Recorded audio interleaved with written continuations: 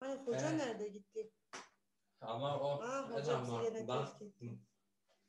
ben o efsaneye götürdüm. Koronadan bir iki haftan kalmış. Merhaba orada yukarıda uzun sigaramlar ver bana. Elini. Hayır o. Var. Uzundur. Var. Yok o değil. Tam paket var. Ver bana. Ne bir tane kalmış. O babaya. Tamam ismi. Var. Evet. Bol uzun.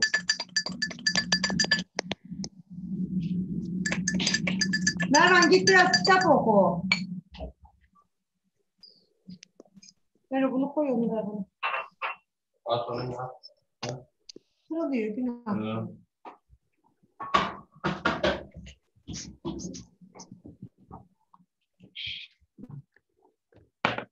Bir kere. Ya. Hadi. Bu sihirler tam sihirler. Erol. Bir kere. Orada şey var. Dur. Sen ne yapıyordun? Başka bir şey.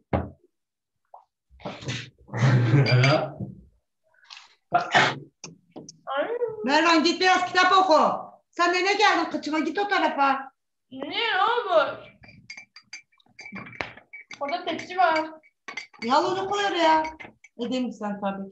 Kıskat Kur'an donacaksın böyle. Ben üşüyorum. Senden ayrıldı.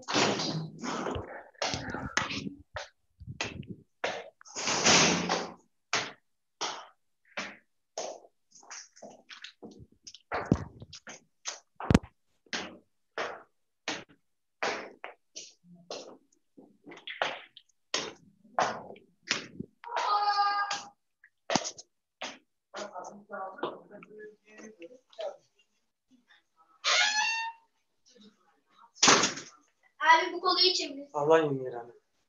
Bir de sağlık solda Baver abi 20 lira mı aldı geri getirmedi aldığınızı vermedi. Ya babamdan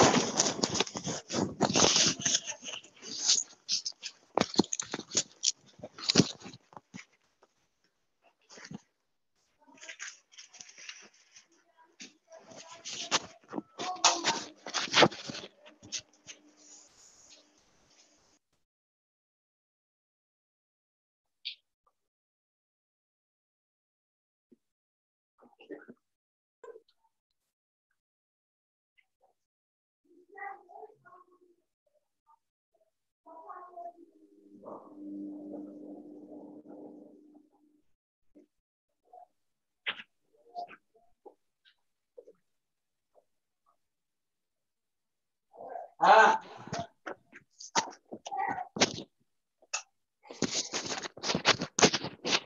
Yalnız para. Nerede demiyorum. Para hamile. Para kimin elinde son sor. Para hamiledir hamile. Kimin elindeyse para onundur. Abi gitmişsin babanın parasını vermişsin. Artist yapıyorum. Yok dedim abi. Onu da yapıyorsun. Islak ıslak. Bakma öyle.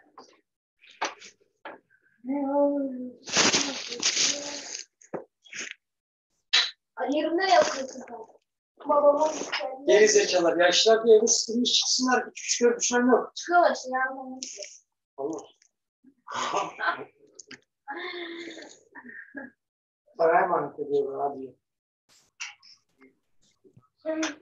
Yok. Ben gideceğim babanın dükkanında. Yukarıda sen babanın dolabı var mı?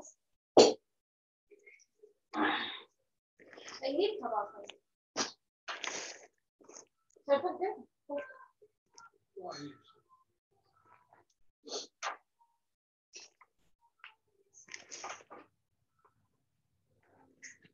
biliyor musun? Nerede bulmuşlar oğlum? Parktan randevuleşmişler. Hangi parkta? O ağacın altında. Şeye gideceğim. Babamın dükkanına. Abi senin bilgisayarın o kadar kötü ki mouse'u bile yok. Şu senin bilgisayarına. Ama gideceğim babamın aslanlar gibi bilgisayarına koyacağım. Alo. Hayale bak. Ya bir parkayım, hastayım, koşayım. Zaten evde bütün bir telefon oynadım. Dükkanda gideceksin işte oynayacak. Ne anlamı kaldı oğlum? Ama şey ya. Maalesef bir tane oyun oynuyorum. Ali iyi de sokağa çıkmam amacı o değil. Temiz hava, parkta oyna. Sana ne ya? Sokağa çıkabiliyorum. Sana mı soracağım nereye gideceğim? Sokağa çıkmıyorsun. Dükkanda bilgisayar oynamaya gidiyorsun. Neyse. Ben oradan sonra gideceğim. Hayır, çay bekletim seni ha. Çay beklersin ha. Eymen seni istiyor ya. Gideyim. Götüreceğim onları. Mikrofonunuzun sesini kısar mısınız lütfen? Kapatır mısınız ya da?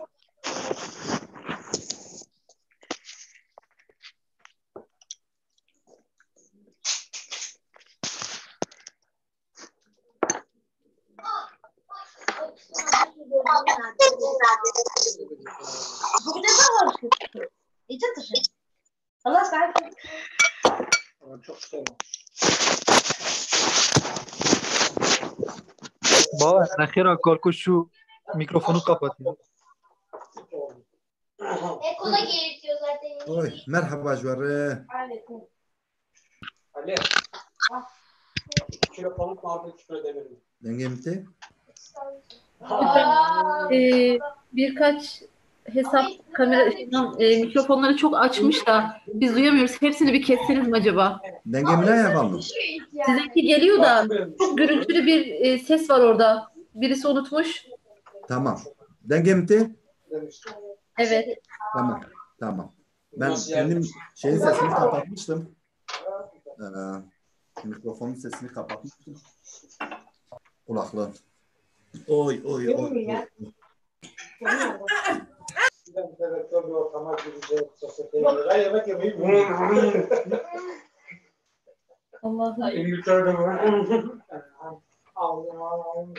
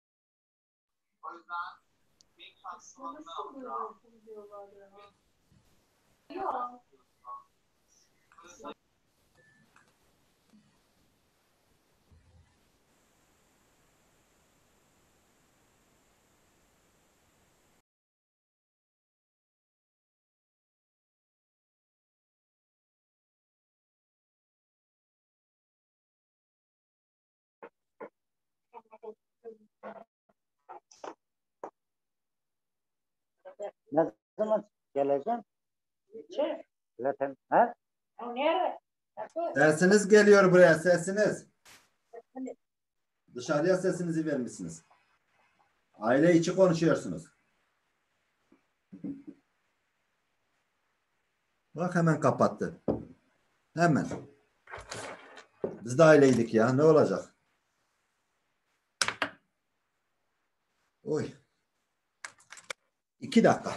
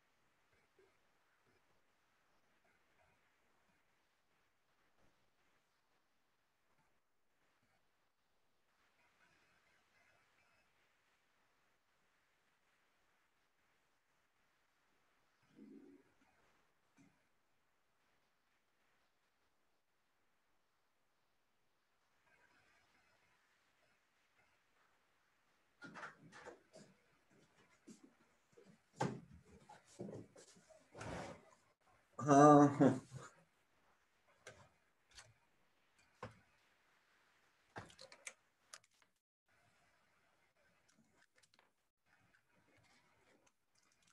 Şimdi 021 Aysel gelmiş.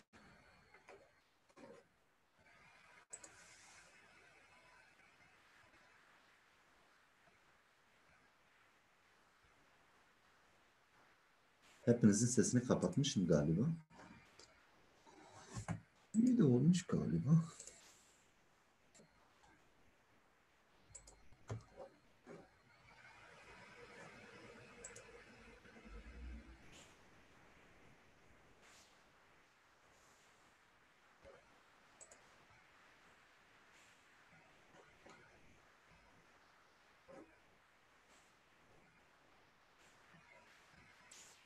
Arkadaşlar slide görünüyor mu?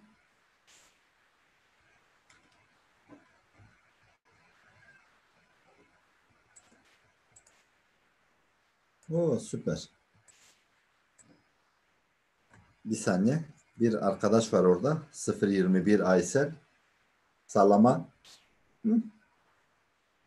Kaçak çaya hava atmayın. Sallama çay içiyoruz burada. Ha.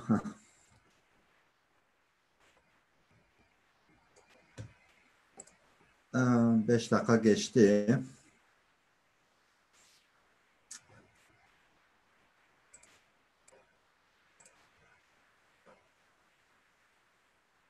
Koskocaman Cigerkoy öldüğü zaman Fransız Dışişleri Bakanı çelenk göndermiş.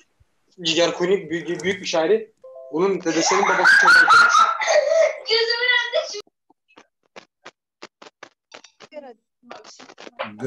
İşte mikrofonları açınca böyle ortaya düşüyor. Başlayalım mı arkadaşlar? Gel buraya gel. Wow. Hocam ne olur mikrofonları. Yani mikrofonları kapatmasam millet aile içi şiddete tanık olacağız. Oy. Arkadaşlar var mı şeyiniz? Ne diyorlar ona? Sormak istediğiniz, ders başlamadan söylemek istediğiniz.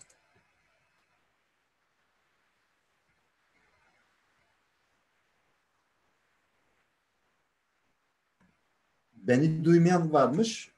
Kendi problemi. Benden değil. Benim sesimi diğer arkadaşlar alıyor. Eğer varsa bir sorun katılırken Zoom'u onaylarken orada mikrofon ve bilmem ne sesi var, kulaklık sesi var. Siz onu okeylememişsiniz o yüzden. Benimle alakalı değil. Dersin sonlarına doğru arkadaşlar size şeyden söylemiştim. WhatsApp grubundan söylemiştim. Ben telefondan internet veriyordum bilgisayara. Şarjım bitmiş. Şarjım bitmiş fark etmedim ben. Telefonun şarjı. O yüzden koptuk. Bugünkü konumuz edatlar. Edat, yani biliyorsunuz eğer edatlar olmazsa cümle ya da anlatmak istediğimiz havada kalıyor. Havada kalıyor. O yüzden edatları doğru ve yerinde doğru ve yerinde kullanmamız gerekiyor. Kürtçe'de çok fazla edat var. Yani Türkçe'de de öyledir sanıyorum. Diğer dillerde de öyledir. Çok çok fazla edat var. Biz bunlardan sadece bir kısmını, yani belki 5 tane, 10 tane, 15 tane neyse bu 2 saatte ne sığdırabildikse onları işleyeceğiz. Ama çok kullanılanlar, yani o tarzda yapacağız. Bazen edatın birden fazla anlamı olabilir. O yüzden öyle fazla bir tartışmaya girmeyelim. Yani niye bizim burada, bizim yörede bu kullanılıyor, siz bunu kullanıyorsunuz? Yapmayın. O geçen dersten bir tane soru vardı. Nızanım, nıkarım. Niye öyledir? Sağ olsun arkadaşımız bana hatırlattı. Ama ben bugün yine şehir değiştirdiğim için şehir değiştirdim. Halen o kitabıma ulaşamadım. Bugün geldim, bakamadım. Yani daha doğrusu vakit bulamadım. O diğer şeyse bugün ne günlerden? Salı, Perşembe ayın 15'i değilse eğer. Perşembe ayın kaçı? Bakayım. Perşembe günü yine bir ders işleyeceğiz. Yani sıfırdan başlayacağım. O 4-5 tane videom eksik benim YouTube'da bu sınıfa kadar. Onları tamamlamaya çalışacağım. Perşembe günü bir tane yapacağım. Cumartesi, pazar yine yapacağım. Yani dersi tekrar dinlemek isteyen ya da tekrar etmek isteyen ya da kaçırmış olanlar o derslere tekrar katılabilir. Dinlemek istemeyen de katılmayabilir. Diğer bir hikaye ise arkadaşlar ben yani daha önce söylemiştim. Biz yıllarca Türkiye'de İngilizce öğreniyoruz diye okullarda gittik ama öğrenemedik. Niye? Onun temel bir sebebi bana göre biz sadece gramatiğini öğrenmeye çalıştık. Yani her gittiğimizde başlangıçtan başlatıyorlardı. Ben buradaki Rojavalılara falan sordum. Onlar İngilizce konuşuyor, Fransızca konuşuyor ya da İsveç'teki çocuklar öyle. Birinci sınıfta farz edelim İngilizce dersi aldılarsa eğer, yani gramatik ders aldılarsa, ikinci ya da üçüncü sınıfta bir tane edebiyat dersini ya da hayat bilgisi dersini başlıyorlar İngilizce vermeye. Yani dolayısıyla çocuk 3-4 yıl sonra o dersi, fen bilgisi dersini, edebiyat dersini İngilizce bilebilecek kadar biliyor. Biz bu yanlışı yapıyoruz. Yani ben kaç defa gruba Kürdistan tarihiyle alakalı attım ya da edebiyatla alakalı attım. Siz katılmıyorsunuz. Yani sadece gramatikle bir dil öğrenilemez. Bunun diğer şeylerine de katılmak gerekiyor. Yani edebiyatını dinlemen gerekiyor. Orada şeyi yetiştirebilirsiniz. Yani pekiştirebilirsiniz daha doğrusu. Yetiştirme değil, pekiştirebilirsiniz. O yüzden bence katılın. Sizin yaranıza olur. Sadece gramatikle kalmayın. Oradaki kalıplar var, cümleler var. Yani şeyi çevirmeniz gerekiyor diye düşünüyorum. Bence bundan sonraki atacağım WhatsApp gruplarında atacağım o etkinliklere falan hiçbir şey bilmeseniz bile oturun dinleyin. Yavaş yavaş öğreniyoruz insan. Yani şimdi hangi arkadaşa söylesek diyecek ya benim konuşacak kimsem yok ya da etrafımda pratik yapacak kimse yok. Bu tarz dersleri falan dinleyin. Özelden de zaten Zoom'un üstündedir. Anlamadığınız ya da çok merak ettiğiniz bir cümle varsa sözlüğe bakın. Bulamadıysanız oraya yazın. Ben cevaplayacağım size.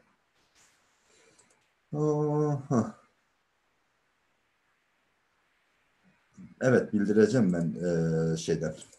WhatsApp'tan günlerini ve saatlerini söyleyeceğim. Arkadaşlar Daçek bizim edat dediğimiz Daçek Kürtçe'de Kurmancı'da ismi Daçek'tir.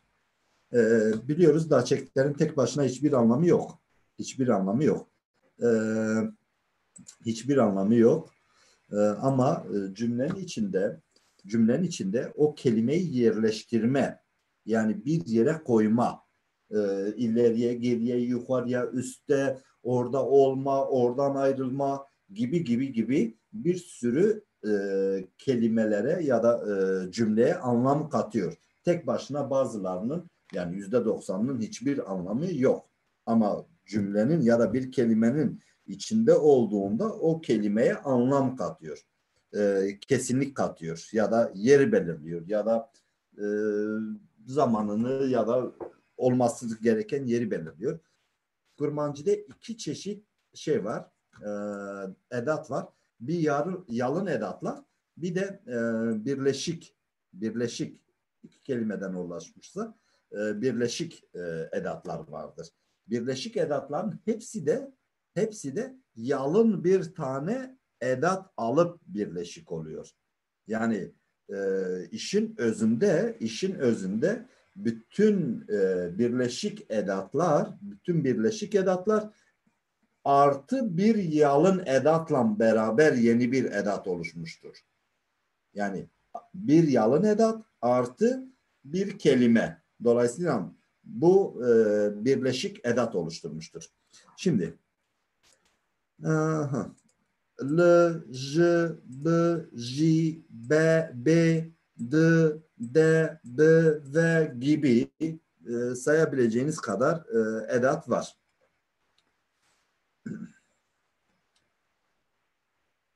Ben bunu yanlış yazmıştım sanıyorum. Türkçedeki ile b edatı diyorum ki Kurmancı'daki b edatımız, bu işleyeceğimiz edat b.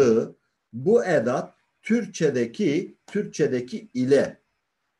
Bazen de bu b edatı bir taraf, yani o tarafa, bu tarafa hikayesini b'viyali, b'jor, b'jir, yani yön belirliyor. Tamam mı? İki tane görevi var. Bir ile görevi var. Tamam. Bir ile görevi var. Bir tane de yön görevi var. Şimdi biz zaten şu yazdığım kelimenin hepsinin tek tek harf niçin orada olduğunu biliyoruz. Eklediğimiz bir şey var. Şimdi ayrınca fark edeceğiz. Hangisi boşta kalıyor? Ez vardı biliyorduk. Hemen işaretledik. Şunu da siyah yapayım o zaman. Ez vardı, tamam. Ez olduğu için vardı. Bitişik yazıldığı için biz ona ne diyorduk? Diyorduk ki fiilli bir cümledir. D olduğu zaman dedik ki şimdiki zaman ekidir. Olay şimdi geçmiş. Ç fiilin köküdür. O da tamam. Bükümün ekidir. Fiilli bir cümle olduğu için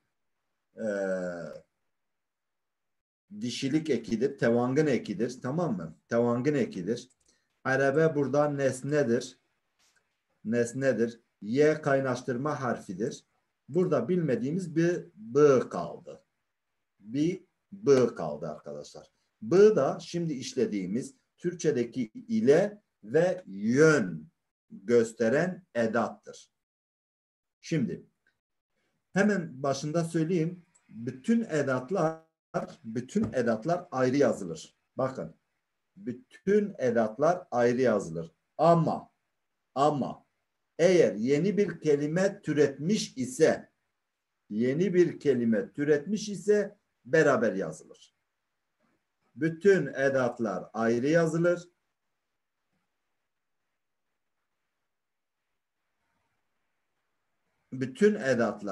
yazılır. Sadece yeni bir kelime türetmiş ise bitişik yazılır. Şu d aynı zamanda edattır. Yeni bir fiil oluşmuş, yeni bir zaman ekidir ama bitişik yazılmış. Tamam. Bu b da arabe ile ne ile gittim? Ben araba ile ez arabe diçim. Ben araba ile gidiyorum.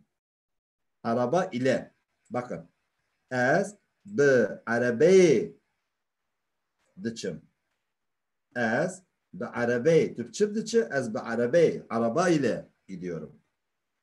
İkincisi, hemen onu da biraz büyüteyim. Min bi kefçi xwar. Ben kaşık ile yedim. Ben kaşık, kefçi kaşıktır. Kaşık ile yedim.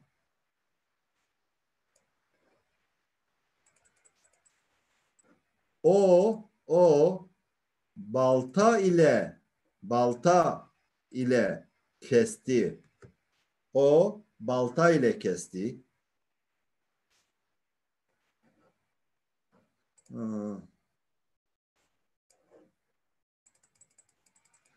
Ez bivire çum. Ben onunla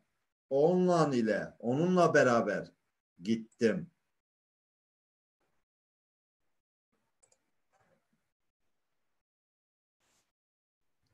Ez bivi ali ve çu. O yöne doğru gitti. O yöne. Bakın. Bivi ali ve çu. O yöne doğru gitti. Hun peş dikevin. Hun sizler peşveketin Türkçesini unuttum. İlerliyorsunuz. Peşve dikevin. İlerlemek galiba. Peşketin ilerlemek. Tamam. Hun peşve dikevin. İlerliyorsunuz. Em beduvanketin bizler onların arkasına düştük. Düşmek, takip etmek anlamında.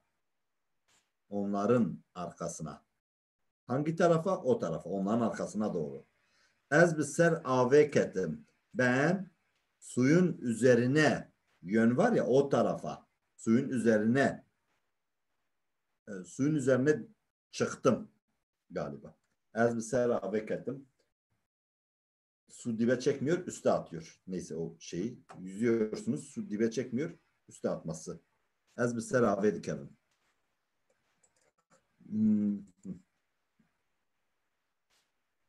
Böyle için sormak istediğiniz bir şey var mı?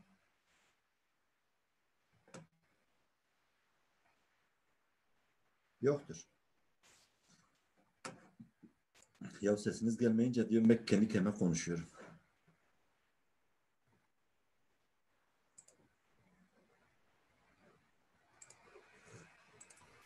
Seda buyur.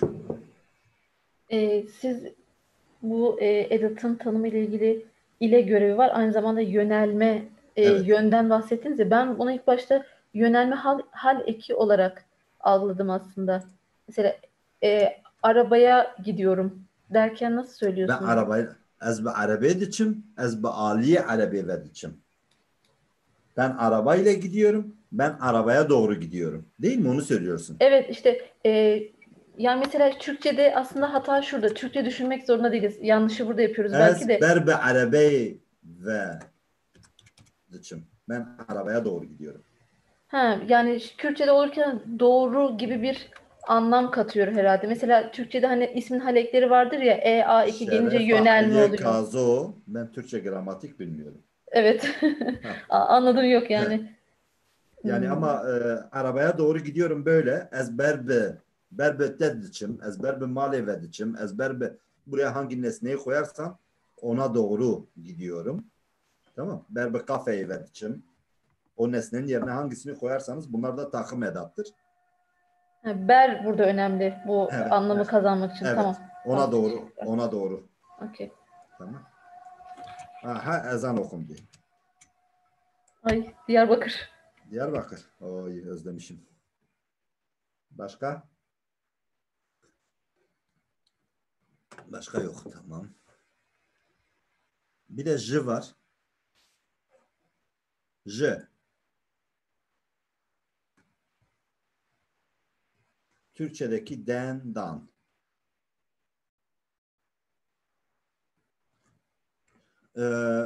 İki anlamı var. Bir den, dan, oradan, Ahmet'ten, Diyarbakır'dan, İstanbul'dan. Biri o anlamı.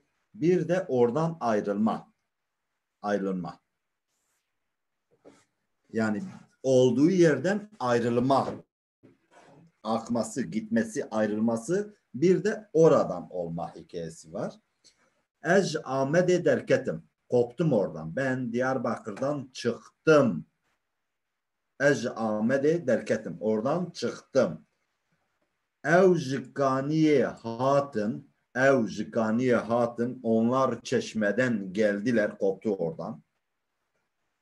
Em ji dilevi derketin, biz onun kalbinden çıktık. Yani artık bizi sevmiyor. Em ji dilevi derketin, bizi artık sevmiyor. Hun ji ciye hatın, siz dağdan geldiniz. Huyun ji birini diçe, kan yaradan akıyor. Yara. Yani yara. Kan akıyor. Yara kanıyor. Yara kanıyor, yaradan kan akıyor. Bilmiyorum, öyle bir şey. Huyun ji birini diçe, ez amedeme, oralı olmak. Ben Diyarbakırlıyım. Em ji Kürdistan'ı ne? Biz Kürdistanlıyız. Aha. J için sormak istediğiniz bir şey var mı?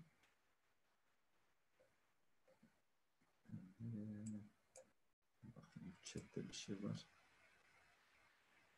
Okay. J için yok. Tamam. Zeynep Ece. Sesini mi açayım? Zeynep Ece'yi bulursam sesini açacağım.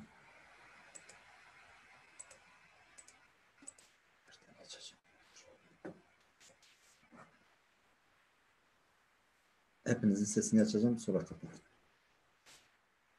Ses açıldı mı? Herkes sesini kapatabilir mi lütfen? Doktorun anlattığına göre onu birlikte yapalım. Doğrudur. Ama işte bu son söylediğiniz cümlelerin Türkçelerini bir tekrarlar mısınız? Tabii ki. Sen oku, ben tekrar edeyim. Ben bu sesleri kapatana kadar. Sen yazdın mı? Bir saniye bu sesleri kapatayım. Ya böyle tek tek uğraşınca da şey oluyor.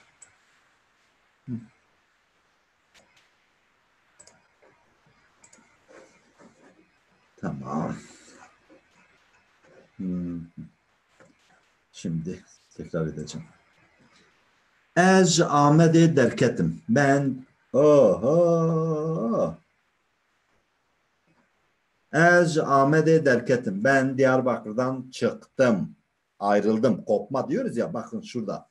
Bunun diyoruz ki iki tane anlamı var. J'nın cümlenin içinde iki anlam katıyor. Bir, J ve katandı ne? Bir yerden kopmadır, ayrılmadır. Tamam mı? Bir o anlamı var.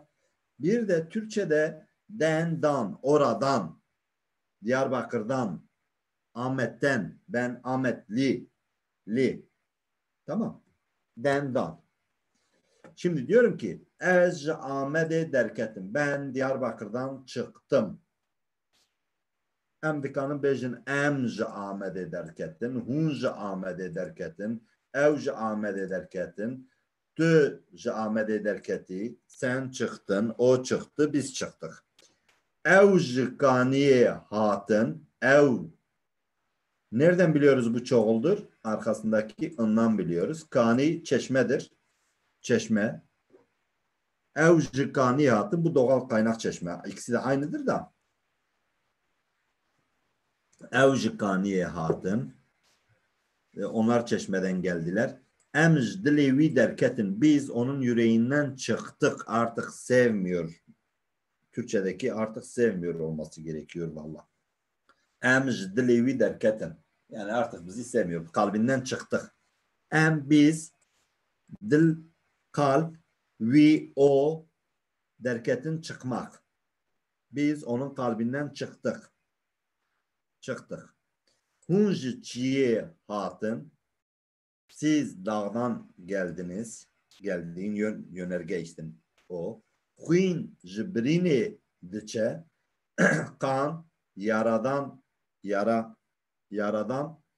akıyor. Akıyor. Nereden aktığını soruyor. Az Ahmet'ime, ben Ahmetliyim. Em Kürdistan'ine, biz Kürdistanlıyız. Oldu? Oldu. Aha. Demiştik bir de birleşik şeylerimiz var. Edatlarımız var. Da çekin hevedudani uyen.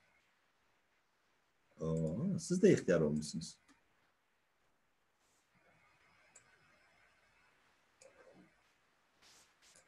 Sekiz numara gözlük takıyorum ben. Da çekin hevedudani pranij da çekin ken xweru u peyveke pekti. Diyor ki çoğunlukla birleşik edatlar bir yalın edat ve bir kelimeden oluşur. Bir yalın edattan bir de bir kelimeden ama çoğunlukla. Mesela l söylemiştik yanına paş gelmiş. L paş arkada. L paş. L ayrıdır. Paş kelimedir. Paş arka demek. L paş arkada. L ser üstte. Üstte. L ben alta. L dor etrafında. L nav içinde. L nav l pey ardı sıra arkasından. L pışt sırtında. Sırtında. L jor yukarıda. L jer aşağıda.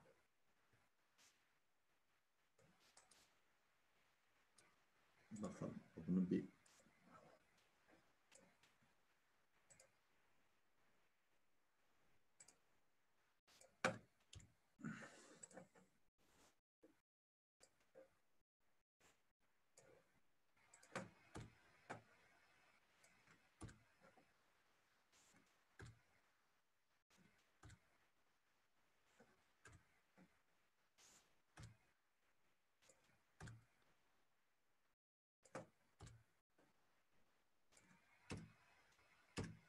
Şimdi bunlara birer tane örnek yazalım.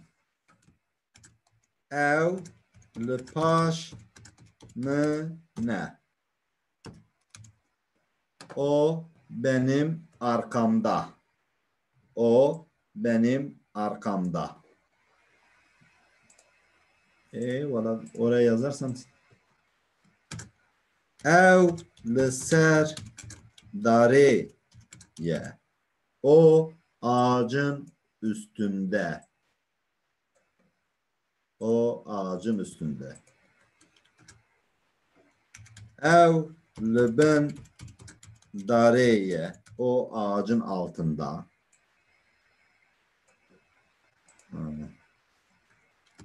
Ev le dora mala meye. O bizim evin etrafında. Evldora malame diğer bizim evin etrafında dolaşıyor. Evldora malameye. O bizim evin etrafında.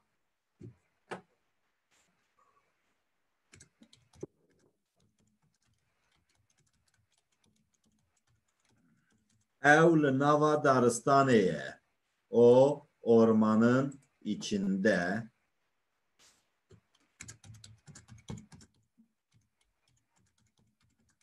Evl pemine. O benim arkamda. Arkamda derken takip anlamında. Tamam. Takip. Bu takip arkamdaki. Şu lepeymen. Lepeymen emeşe. Arkamdan yürüme. Beni takip etme gibi. Lemalama daya.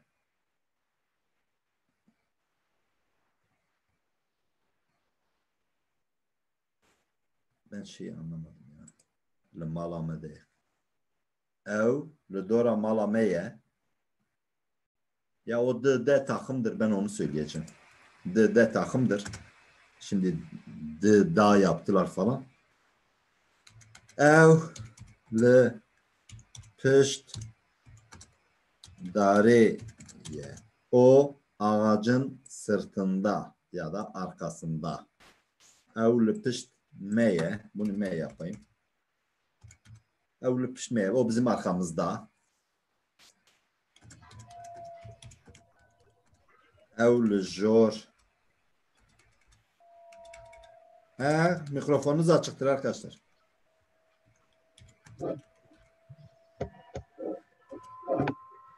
Hadi şimdi tek tek.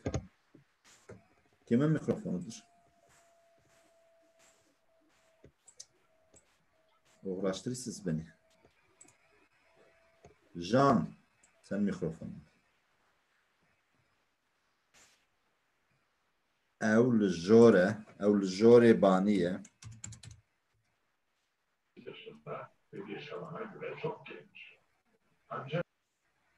Arkadaşlar lütfen ben sesi kapatayım. Soru aldığımda açacağım.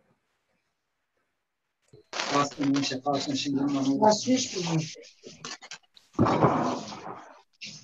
Hem de azdır. Dolaba korur.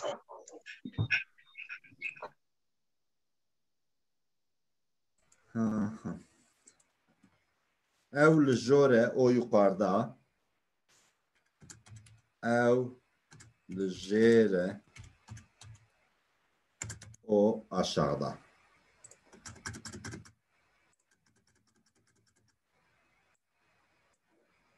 Bunun arasına o nesne ya da bireysel dediğimiz ne koyarsanız şunlara. Ne koyarsanız onun olacak. Yani evli paş mı ne? Evli paş dareye, evli paş haniye, evli paş aliye, evli paş mektebe, evli paş dıbıstane ne derseniz buraya neyi koyarsanız o şeyin arkasına giriyor. Ya da biz artık bu zamirleri ona göre yerleştireceksiniz. Bu diğeri nesneyi buraya ne yerleştirirseniz ya da kanepenin arkasında olur, duvarın arkasında olur, televizyonun arkasında olur. Neyse artık. Eğer bir şeyi arkasındadır demek istiyorsanız arkasında olan yeri o mın ile değiştirin. Mın ile değiştirin. Oranın arkasında olacak arkadaşlar. Oranın arkasında olacak. Şu da aynısı. Neyin üstündeyse evliser dareye o ağacın üstünde. Neyin üstündeyse evliser televizyoneye. Kumanda nerede? Evliser televizyoneye. O televizyon üstünde. Burada evliser dareye, evli bin dareye ağacın altında ne koyarsanız buraya nesnenin yerine neyi koyarsanız onun altında olur. Libine masaya, libine solide ayakkabının altında ne aklınıza gelirse. Yani aradığınız nesne ya da bahsedilen nesne ne ise ya da şahıs ne ise kim ise fark etmiyor. Nesneyi yerleştirir değiştirirseniz onun altında oluyor, orada oluyor. Evli dora malameye. Şurayı bu ikisini değiştirirseniz evli dora meye. Şimdi burayı sildim. O bizim etrafımızda.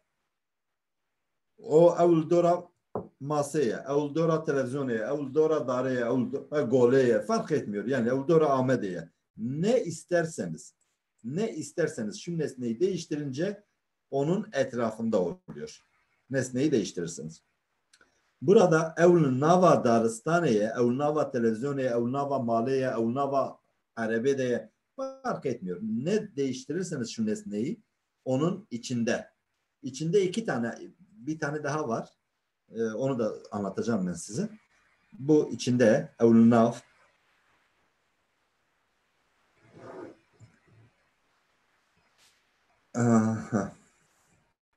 evle pey mine evle pey teye evle pey dareye yani kimi takip ediyorsa şu nesneyi değiştirirseniz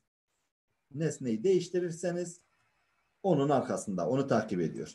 Evle pişt meye şurasını da o bizim arkamızda. Evle pişt maseye, evle pişt televizyoneye, evle pişt kitabeye, evle pişt kalemeye, evle pişt mikrodalgayla fırnayı çıbı. Yani çıbı nesneyi değiştirdiğimizde şunlar sizin çok işinizi görür arkadaşlar. Ben o yüzden bu nesnesini öne alıyor. İkisi de. O yüzden nesneyi yazmadım. Evl jore haniye, evl jore baniye. Haniye. Evl jere maliye.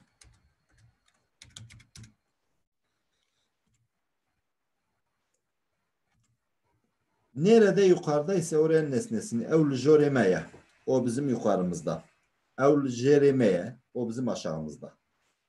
Jereme, jerehani, evl jorehani evin üstünde. Evl jer maleye, o aşağıda evdedir. Aynısı.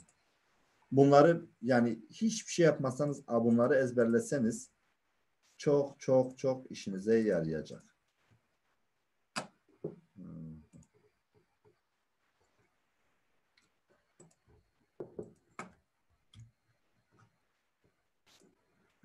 Ez liber malime.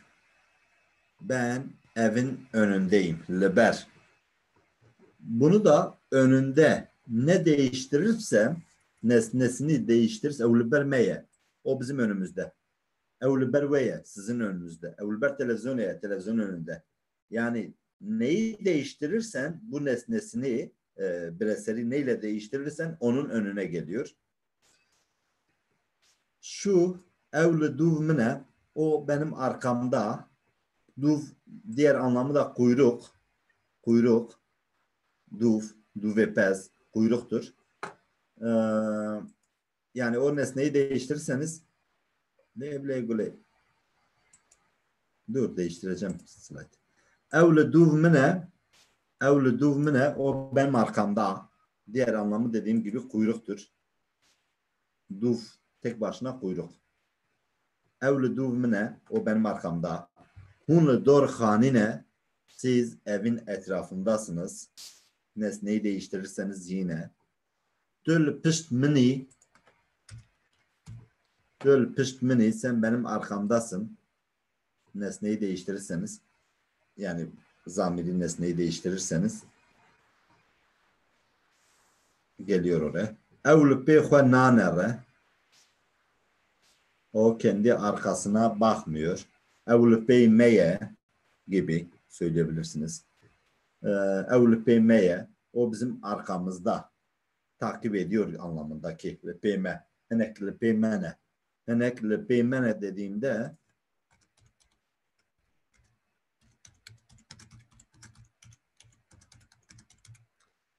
henekli peymeye birisi bizi takip ediyor. Henekli peymeye takip ediyor. Birisi beni takip ediyor. Henek, kesek, henek, jinek, lavek, merek, ev fark etmiyor. Buraya özneyi getirirsiniz. Evli peymeye, o bizim arkamızda.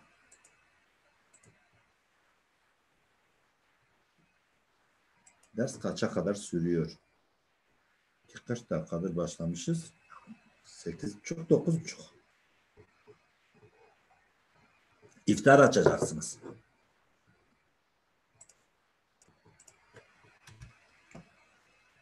Valla buradakiler saat 6'da açıyor.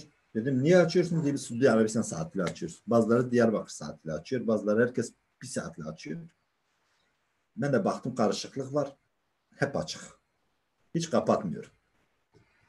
Emli peyhuananerim, biz arkamıza bakmıyoruz. Evli peymeye, o bizi takip ediyor. Hasan likelekavi rülmüş diye. Hasan yanında. Likelekavi, onun yanında. Mesela şunu desem ki ev likeleka masaya. O masanın yanında. Kelekame. Şimdi bununla alakalı, bu kelek yan olmayla alakalı duyarsınız, demeyin Mamusta söylemedi. Nık, reh, kelek, ber, hında, yani belki daha kaç tane de var. Hepsi yanında. Hepsi yanında. Yani belki 10 tane var. Şu an aklıma gelmedi. Cemme. Cem. Cemmine. Nıkmine. Rehmine. Kelekamine. Dormine. Yani hepsi yanında. Bir daire düşünün, o dairenin içinde.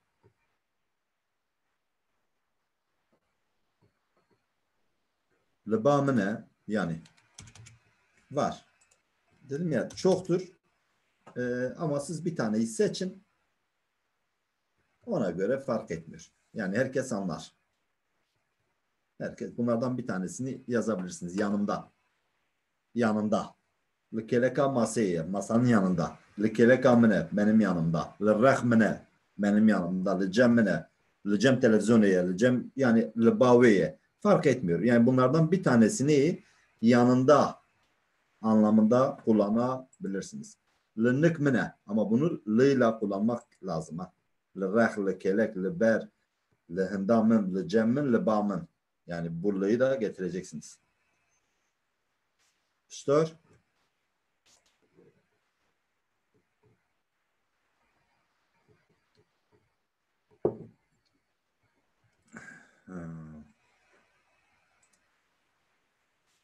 Önceki slaytı açacak. Yavaş mı gitsek? Ben de diyorum çok yavaş gidiyorum. Diyeceksiniz Mamos'ta konu azdır. Sen yani 16 slayttır. 10'una geldik. Dedim şimdi diyeceksiniz 6 slayt kaldı bitireceksin. Bir arkadaş demişti önceki slaytı şuydu galiba.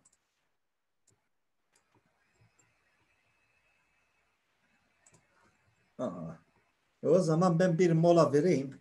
Belki bir sigara içelim. Aşağıya inmem gerekiyor. Burada evde senin olsa evin kapısından 10 metre uzaklaşman gerekiyor. Yani bırak evin içinde içmeyi 10 metre uzakta içmen gerekiyor. Kim diyor uyuyorsun ya? Ben gözlük çıkardım. Dur okuyamıyorum onu. Uyuyor musun? Ha Mamos'ta uçuyorsun yemin et. Ben dedim belki diyor uyuyorsun la gözlük yok. Tamam. Ya şey yaparız onu. Baver ez pişti dersi. Pişti naber ez biçimci kara ki bişim çay hoş vakwa. Sorunuz varsa hazırlayın.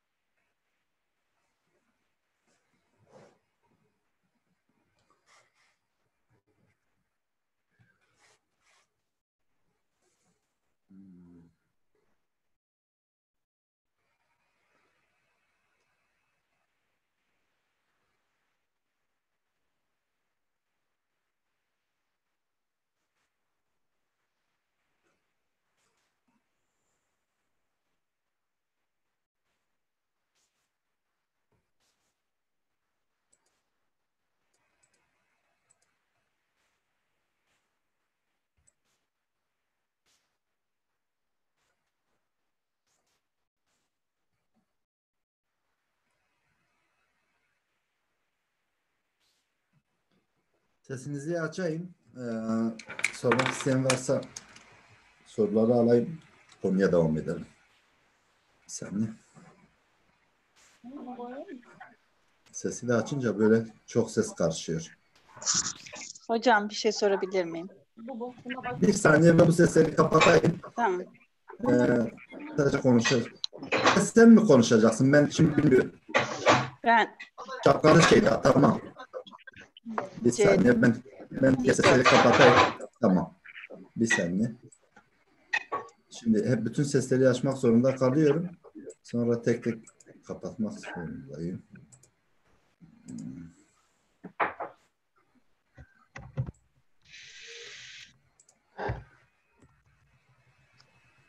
Arkadaşlar mikrofonu açık olan varsa kapatsın.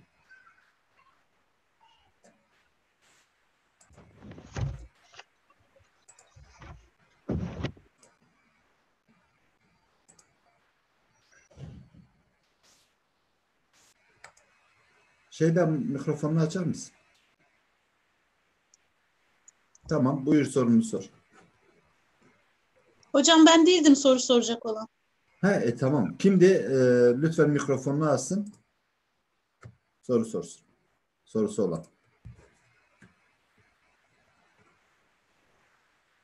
Hocam ben arabasız gittim nasıl söylenir? Ez be arabeçum. Ez be arabeçum B. B onsuz demektir. BT, BV, B onsuz. B olumlu, B olumsuz.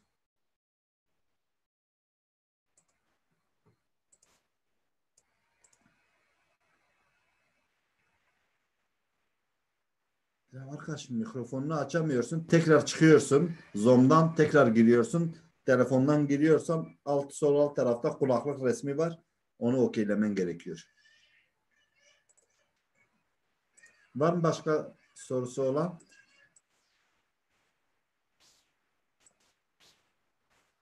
Yoktur. Hocam benim var. Buyurun. Bu ldor edatı ile ilgili. Şimdi ona cümle içinde a şey geldi ya. Evet.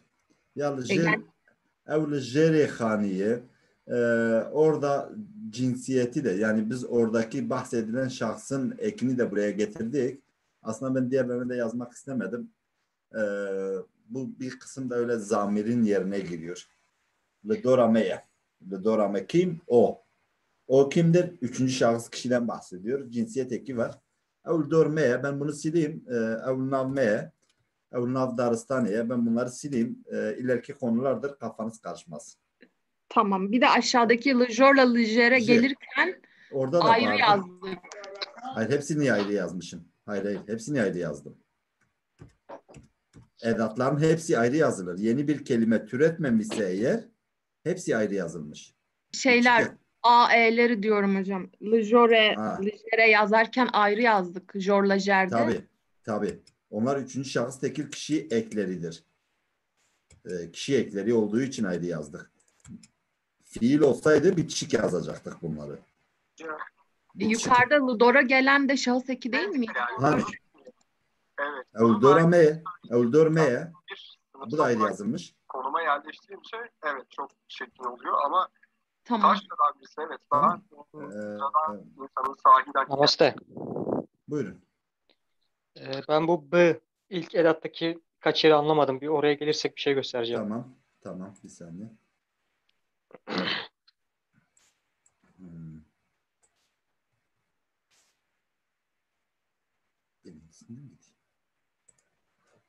Ez bi arabeydiçim. Tamam. Sorun lütfen. O R, ez bir R çum. O R nedir hocam? Hani R? Ez büyü R. Ya bunlar takımdır. Bu da edattır.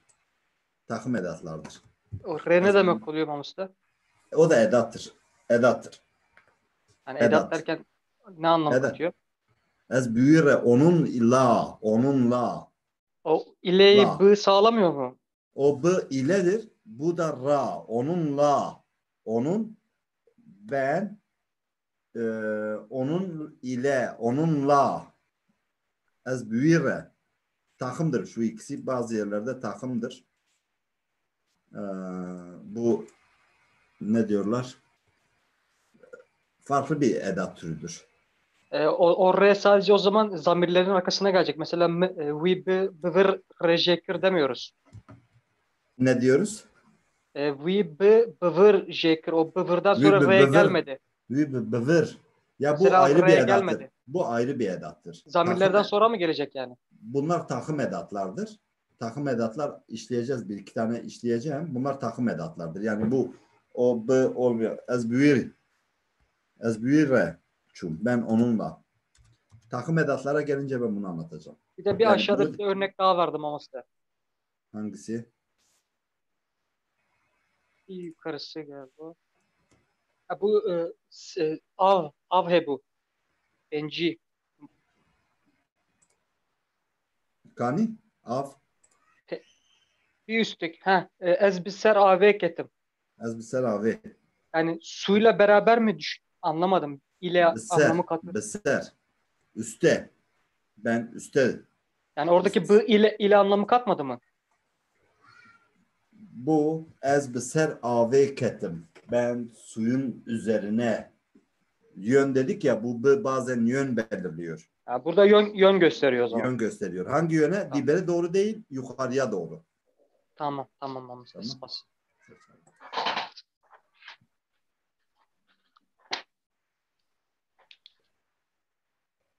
Yani takımdır böyle arkadaş demiş beraber olma durumu olabilir. Ez büyüre beraber olma. Evet, doğru. Cem. Güzel. Ez büyüre. Ez terre beraber. Bakalım başka. Dedim ya edatların bazen birden fazla anlamı olabiliyor. Bak burada.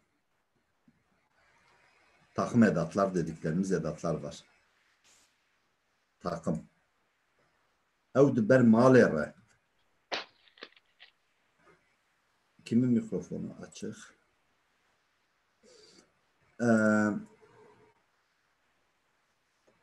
Evdü ber malere. Ne diyor bunu? O evin önünden şu üçü beraber şu üç tanesi de berre önünde anlamı katıyor. Tamam.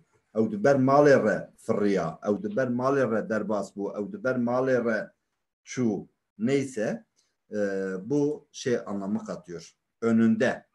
Önünde geçmek. Ber mirre derbas bu. Ber mirre ket. Ber mirre derbas bu. Önünden geçmek.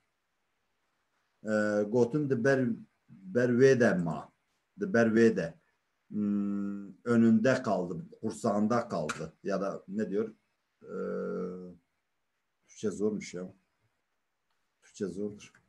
De bervede. Lokma insan boğazında kalıyor ya. Bu da söz boğazına takılı kaldı. Söyleyemedi. Gotun de bervede ma. De bervede ma. Takımdır bunlar. Gotun de bervede ma. Kürtçe değil, Türkçe zordur. Ez de ser prere, ben köprünün üstünden geçtim. Derbas bum. Geçmek. Kürtçe değil. Türkçe çok zor. Türkçe.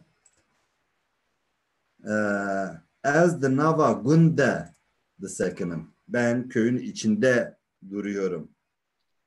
Tüdü beni berfede mabuyi. Sen karın altında kalmıştın.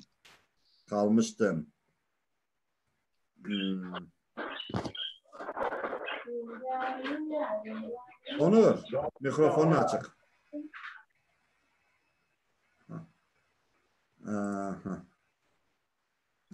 Tüdü beni berfede altında kalmıştın.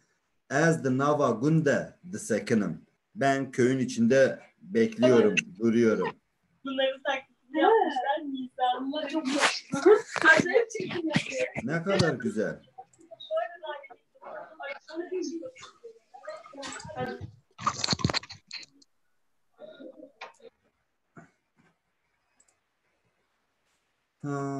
Bakalım başka ne var? Edat çoktur. Yani Kürtçe'de edatlar çoktur. 10. slaytı göreceğiz. Kaçtayız?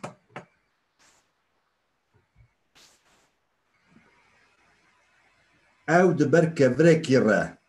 Bunu görmüştük. Ya da görmemiştik. Tamam.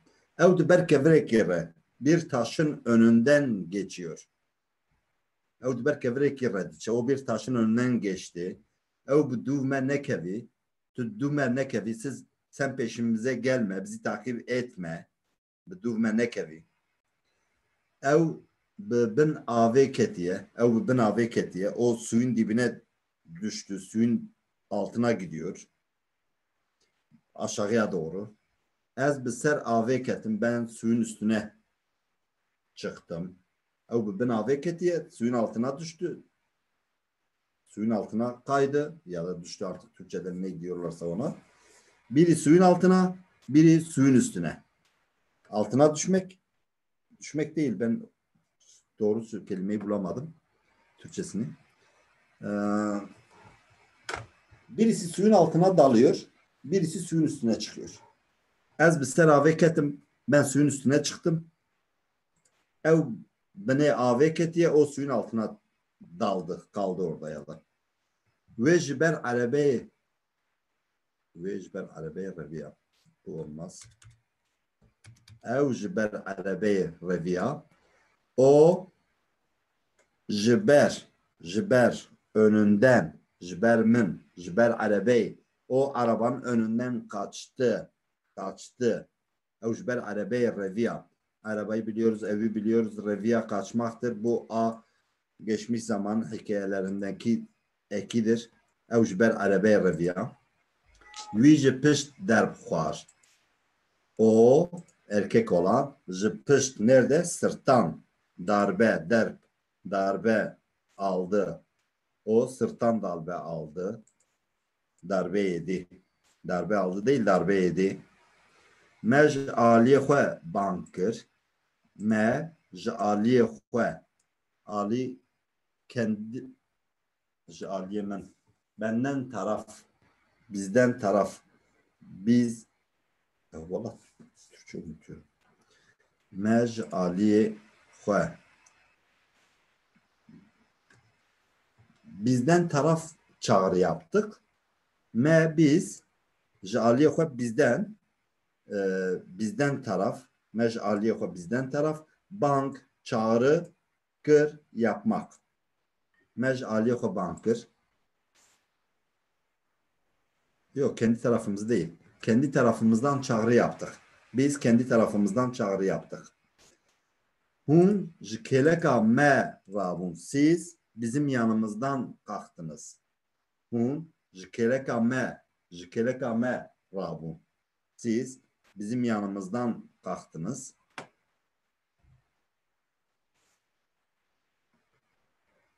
Ev diber malere. O evin önünden geçti. Ben bunları söylemiştim. Gotun diber vedema. Sözcük boğazında takılı kaldı ya da söylemek istemedi.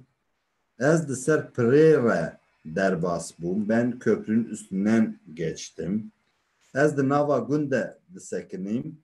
Ben köyün içinde duruyordum. Tüdü beni berfede mabuyi. Sen karın içinde kalmıştın. Hikaye yapıyor burada, zaman hikayesi. Bazı edatlarımız da var. Benzetme edatları. Benzetme. Şıbandım. Benzetme. Daçeken şıbandını. Benzetme edatları. Ev daçek buraya şıbandını tekiliye de navbera dutuştan da peklimi. Diyor bu benzetmeyle ilgili iki şeyi birbirine benzetiyor. İki tane ilişkiyi, iki tane nesnenin, kişinin arasında birbirine benzetme gibi. Bunda da arkadaşlar bunların hemen hemen hepsi aynı. Vaki, mina, nola, fena ve daha bir sürü var. Hep bir tanesini de kullansanız aynıdır. ağızlara göre değişiyor ama aynıdır.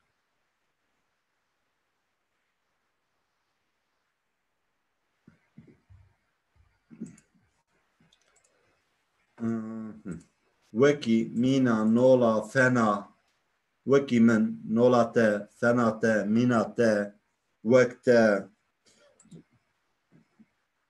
Ez veki zarokeki me.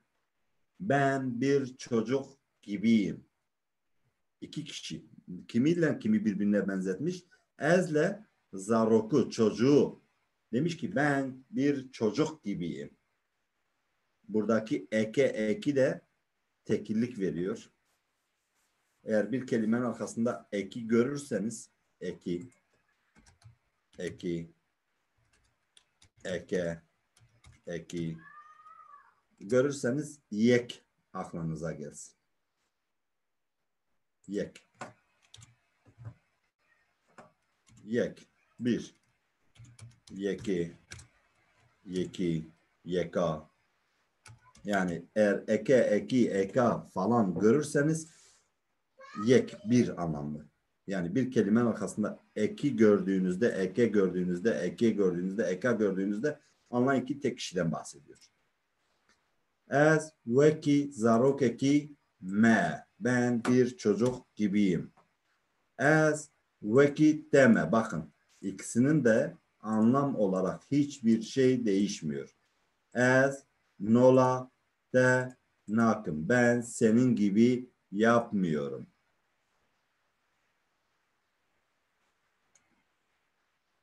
Baver ete tüne ve sınıf ede. Sınıf adı ne deyi? Vana yakat kurdiniz anı. Sveyder sava. Ev vek guleye.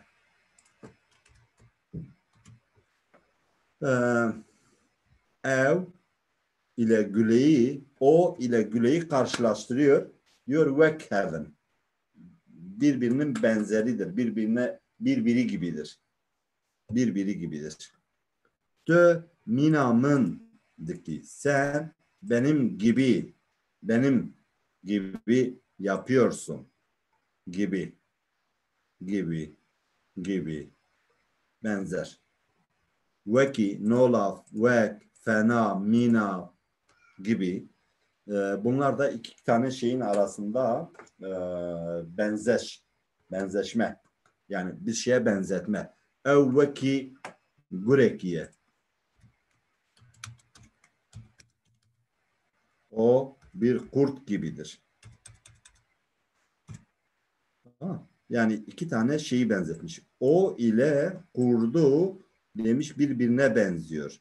O kurt gibidir. Minamın deki. Sen benim gibi yapıyorsun. Ez nolate nakım. Ben senin gibi yapmıyorum.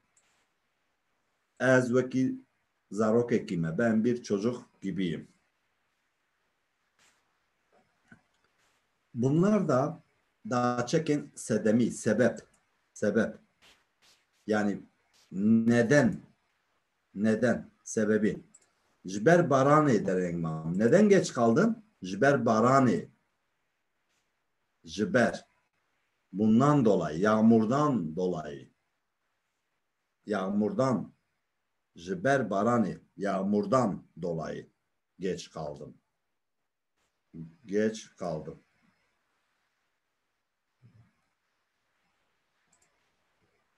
Jber barani der engmam. Yağmurdan dolayı geç kaldım. Jibote ez hatım. Senin için. Bakın. Bunu günlük hayatta çok kullanırsınız. Jibote. Senin için. Jibote ez duhum. Senin için yiyorum. Jibote ez dıçım. Jibote ez hatım. Ben geldim. Jibote ev diyarı jibote. Senin için. Şuraya kadar. Bu zamiri değiştirirseniz jibo ve jibo vi jibo. Yani ne varsa jibo. Düzberçi ez jibo kurda dıkım. Ben Kürtler için yapıyorum. Bunu kurt diye okumayın lütfen. Ez jibo kurda. Kürt. Nabem kurt. Ez jibo kurda dıkım. Ben Kürtler için yapıyorum. Tu ji ber çi nehatî? Sen neden dolayı gelmedin? Te ji ber çi wisa kir? Neden? Tu ji ber çi?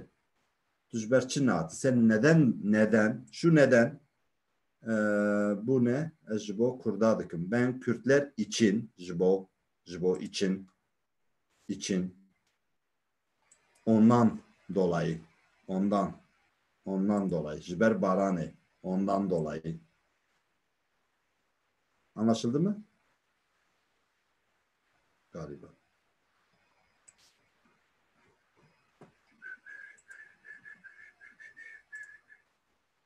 Ez ji Amedê me. Bu baştan niye başladım? Ben niye tersten başladım? Ez cinavka xweru ji daçek Ahmet Hoker zarf yer zarfı ya da öyle bir şey. Bu büküm eki kartafa tavange, bu da kişi eki. Ez cinavka xweru ji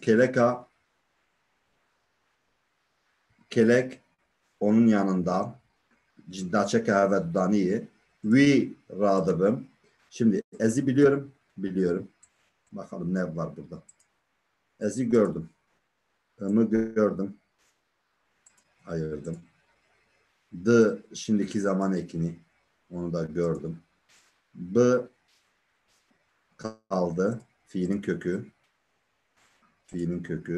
Ra olduğu için türemiş bir fiil. Radıbım. Vi bükümlü zamir. Çünkü bir tane yalın var. İkincisi olursa bükümlü olmak zorunda. Şu A burada, bu da edatımız. Kelek. Bu niye bu kadar yanlış yazmışım da o? Kelek. Gavi. Bu A'da isim tamlaması var ya. Sıfat tamlaması. Onun yanında. Onun tamlama yapıyoruz. Nereden kalktın? Onun yanında. Şu A'da tamlama eki. Var mı sorunuz? Edatlarla alakalı? Yoktur.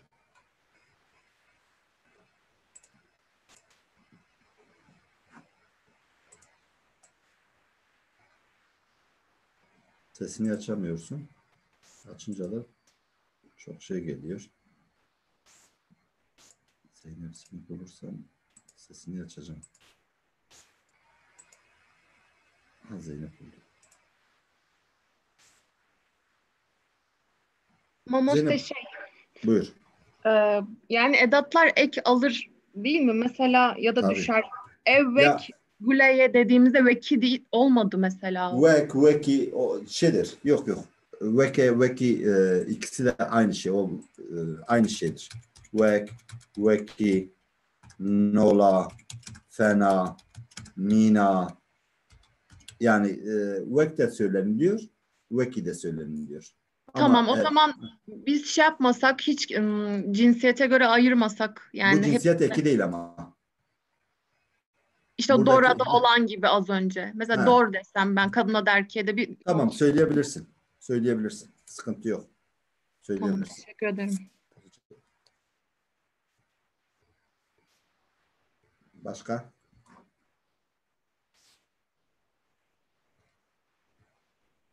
Evet, YouTube'dan izleyebilirsiniz. Yani Allah kahretsin, o YouTube kanalım var da 250 tane abonesi var.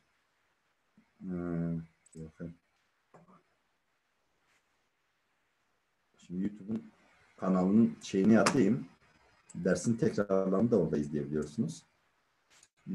Eksik dersleri de bu Perşembe günü. Perşembe demiştim değil mi? Perşembe günü birinci dersten başlayıp tekrar edeceğim. Şimdi YouTube kanalının linkini atıyorum chat'e.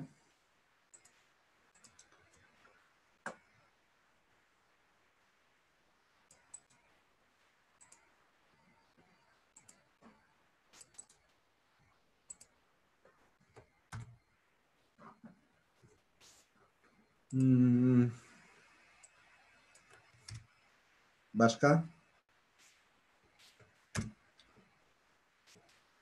Arkadaşlar bu yani oturabilmesi için size söylediğim gibi yani okumaya başlamalısınız. Konuşmaya başlamalısınız. Tekrar etmelisiniz.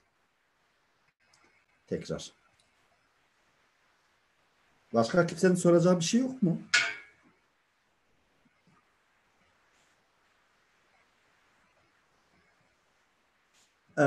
Dur bakayım, ben zaten dersler bitti. 2 dersi de şey yapacağız. Okuma yapacağız. Sadece bir ders kaldı. Aslında o soru cümleleri. Daha var yarım saatimiz. Onu işleyip gelecek derste sadece okuma yapabiliriz. Bakın kaç slayttır bu? 6 slayt. Bunu da işleyelim. Gelecek derslerimizde okuma parçası sizden de sesli dinleyeceğim. Küçük okuma parçaları. Soru cümleleri arkadaşlar. Soru cümleleri. Yani Kürtçe'de soru cümleleri nasıl yapılıyor? Yani aslında size soru ve cevap. Yani bütün cümleler diyor ya, bütün hikayeler 2 tane şeyle başlar. Ya şehre birisi gelir, yabancı gelir, ya da şehirden birisi gider hikaye başlar. Bütün cümleler yani bir soru bir cevaptır. Ama Kürtçe'de soru cümlelerinin %80'i vurgu ile yapılıyor. Tumamostei, sen öğretmen misin? Tumamostei, sen öğretmensin. Yani vurguyla yapılıyor. Ama diğer şekilde de yapılanlar var. Mesela bura ki size bir tane şey söyleyeceğim. Bunu karıştırmayın ama. Yani bu ke hikayesi önemlidir. Şuraya yazıyorum. Ke got ki dveje. İkisi de soru cümlesidir arkadaşlar. Bak, bunu çok kullanıyorlar ve çok karıştırıyorlar. Ke got geçmiş zaman. Ki dveje şimdiki gelecek zaman. Bu bükümlü zamir dediklerimiz var ya. Eğer senin sorun geçmişe yönelikse, o bükümlü zamire yönelikse cinafkin tavangi.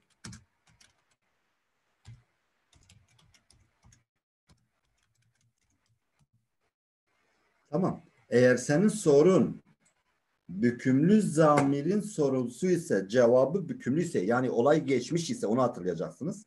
K ile soracaksınız. Tamam. K ile soracaksınız. Eğer zamiriniz yalın ise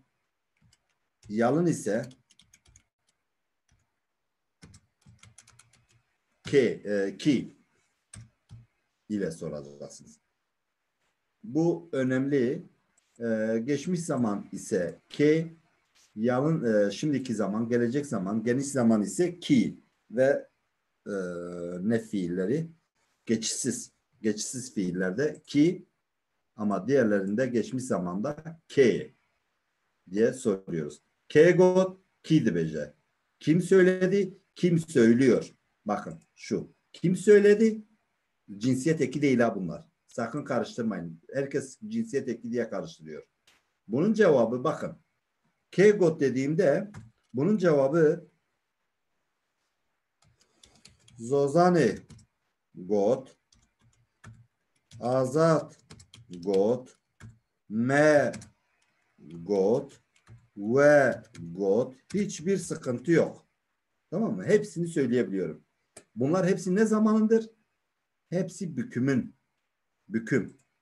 Ve, me, azat kimdir? Vi. Değil mi? Cevabı we de olabilir. We got. Zozane kimdir? We'dir. We got. They got. Me got. Yani şey fark etmiyor. Geçmiş zamanda sorduğumuzda kehvar ya da yani bu fiili değiştirebiliyoruz. Hepsi geçmiş zamanın ya da geçmiş zamanda kullanacağımız zamirlerin cevabıdır. Bu da ki beje birisi sana sorduğunda ya da bize sorduğunda ben şey diyemem.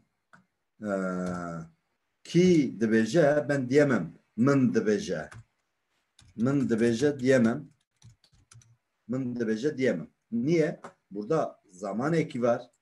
Şimdiki zaman eki var. Burada kişi eki var. O zaman biz dedik ki min kişi eki almıyor. O zaman ne diyeceğim? Diyeceğim ki ez dibejim. Ev dibeje. Ev dibeje. Ez dibejim. Tamam. Ki dibeje. Ev dibeje. Ez dibejim. Tu dibeji. Fark etmiyor. Şeyleri kullanacağız. Ki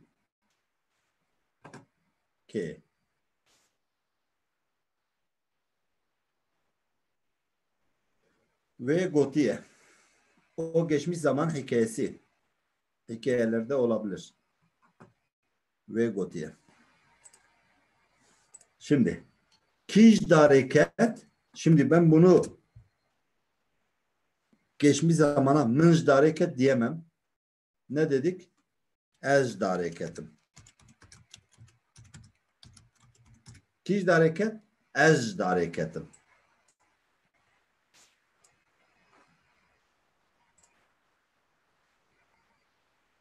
Mengot geçmiş zaman tabii. Ben söyledim bitti. Yani şimdi mengot, anhagot biraz evvel söyledim. Mengot düneyi söyledim. Çahat serete ne ki kim? Bunun şeyi kim? Ki hat kim geldi? Ki çu ki kim? Çı ne? Çı bu ne oldu? Çahat serete başına ne geldi? Çı ne? Geçik bu kude kız hangi tarafa gitti? Kız hangi tarafa? Bu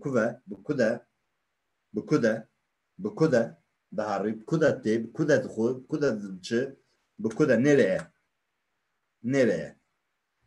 Kijan hangisi? Kijan hevaligot hangi arkadaş söyledi? Kijan çıma tenegot neden çent zaroken tehene kaç çocuğun var? Çent kaç çıma neden kijan hangisi bu kude nereye tüpkudetçi çı ne ki kim şimdiki zaman için ya da gelecek zaman için soracağımız şeyler. Şimdi sorunun içinde kijan hangisi dedik? Kijanigot buradaki i cinsiyet büküm ekidir. Geçmiş zaman olduğu için soru kijani buradaki bu aldığı ek orada sana cinsiyetini de soruyor. Via got bu söyledi erkek için. Kijane got veya got kijanan got van got. Vanan got. Burada yine bükümün eklerini gördük. E, I, A.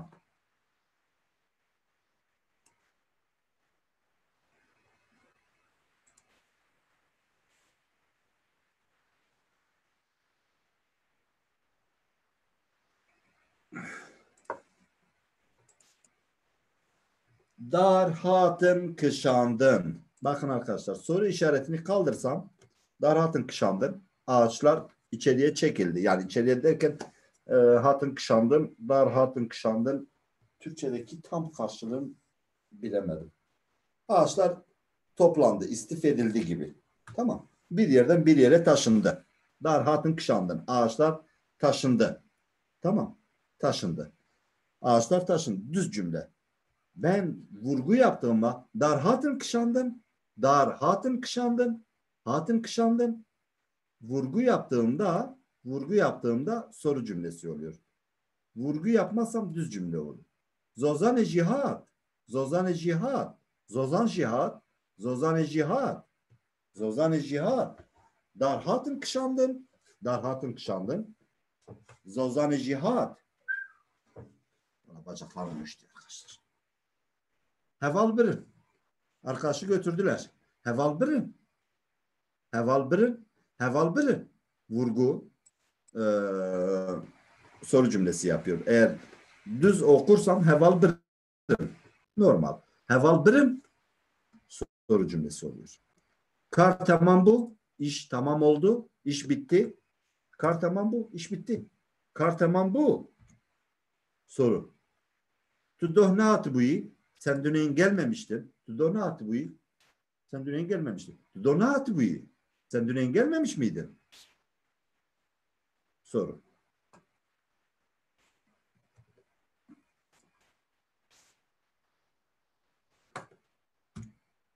Ez mamosteme. Ben öğretmenim. Ez mamosteme. Ez mamosteme. Vurgu yaparsan eğer soru cümlesi olur.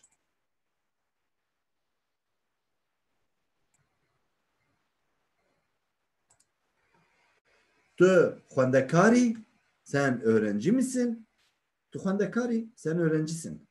Tu xwendekari, sen öğrenci misin? Tu xwendekari, sen öğrencisin.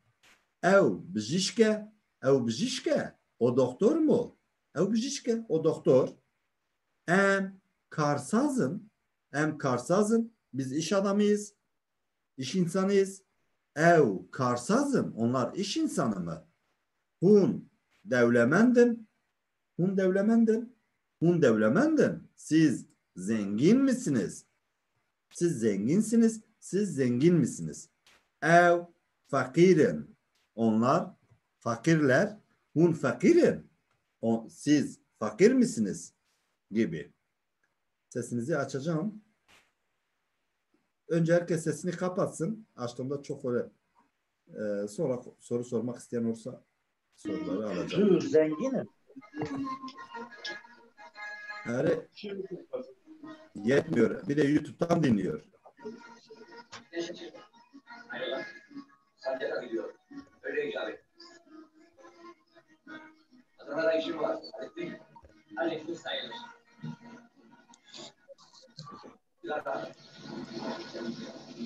Arkadaşlar kimin sesi açıksa kapatsın lütfen. Tamam. Bir kişinin sesi kaldı. Tamam. Şimdi sorusu olan lütfen mikrofonunu açsın.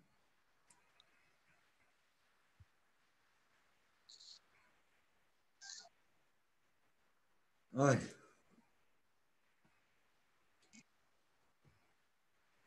Ay hava.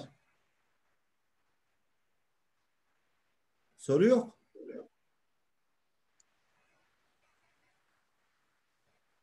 Soru yok. Yerde para gördüğünüzde 3 defa etrafa bakıyorsunuz, kısık kısık söylüyorsunuz. Diyorsunuz bu para kimin, bu para kimin, bu para kimin cebine atıyorsunuz. Ben de şimdi soruyorum. Soru var mı? Soru var mı? Soru var mı? Zeliha bir şey mi soracaksın? Yok hocam. Mikrofonunu kapat o zaman. Teşekkür ederim. Buyurun. Yine ben bu bir önceki slaytta vurgunun onu tekrarlayabilir miyiz? Biraz hızlı geçtik. Ben kaçırdım. Tamam. Okey. Dar hatın kışandın, ağaçlar taşındı. Dar hatın kışandın. Vurguyu kırmızı yaptığım yerlere. Vurguyu kırmızı yaptığım yerlere yapıyoruz. Dar hatın kışandın, dar hatın kışandın. Zozanıcı hat, zozanıcı hat, hat.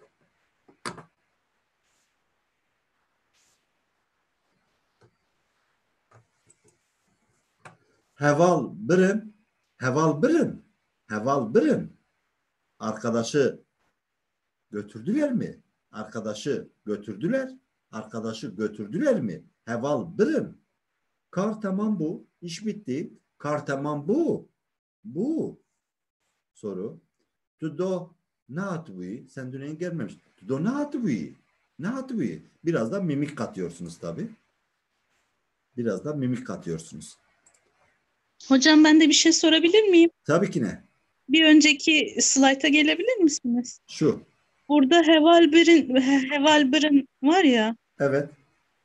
Orada siz şey dediniz, arkadaşı götürdüler mi? Ama onlarla ilgili bir zamir yok orada.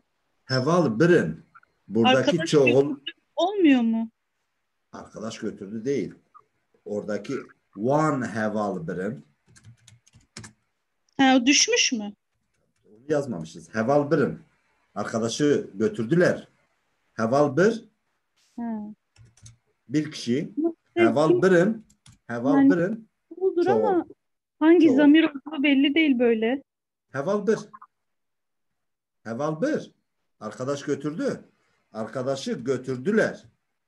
Birin. Ama Arkadaş götürdü. Heval bir. Heval bir. ama Diyoruz şey de ki- olabilir, arkadaşı götürdünüz mü ya da arkadaşı Tamam. Şu arkadaşı götürdüler. Tamam. Şu arkadaşı götürdüler. Heval birin. Arkadaşı götürdüler. Kaç kişi götürmüş bilmiyoruz. niye onlar oluyor? Niye biz olmuyor? Mesela arkadaşı götürdük mü? O zaman da dırın olur. Yine in. Bakalım. Me heval bir. Biz arkadaşı götürdük. Ve heval bir. O arkadaşı götürdü. One heval birin çoğul. Siz arkadaşı götürdünüz mü? Siz. Hı hı. Ben, sen, biz, siz. One ve heval birin. Ve. Kim olduğu belli olmuyor böyle. Çoğul Yani- var ama burada çok kişi var. Tamam ama ve mi, van mı o belli değil. Yani siz mi, onlar mı o Tamam belli. onu bilmiyoruz zaten. Biz onu ilk başta söylemiştik zaten. Çoğulların sonu. Götürdüler çoğul- mi? O zaman götürdüler mi diyemeyiz ki. Ha tamam. Yani o çoğul hangisi? Biz değiliz. Yoksa götürdünüz mü olduğunu bilemiyoruz bu durumda. Heval birin. Arkadaşı götürdüler. Ama kim götürmüş bilmiyoruz. Bilmiyoruz. Arkadaşı götürdüler. Cevabı one heval birin.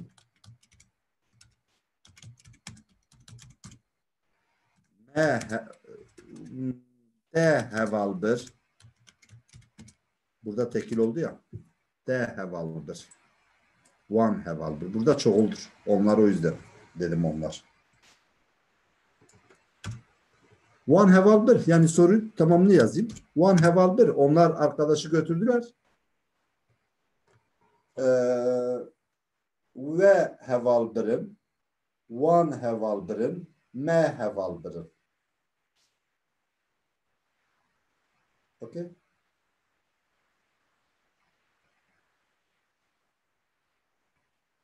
Şeyler miydi? Şapkalı mıydı?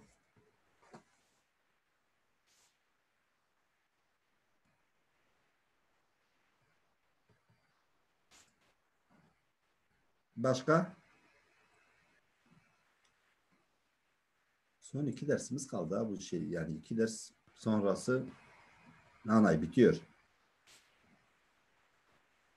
Twitter'da zaten övmüyorsunuz. Artık bitti. Gözümü çıkarınca gerçekten artık çıkıyor. Sesiniz açık değil mi? Pardon.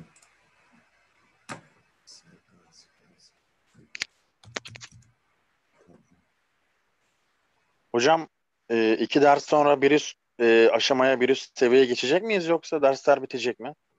Valla daha başlamaya karar vermedim.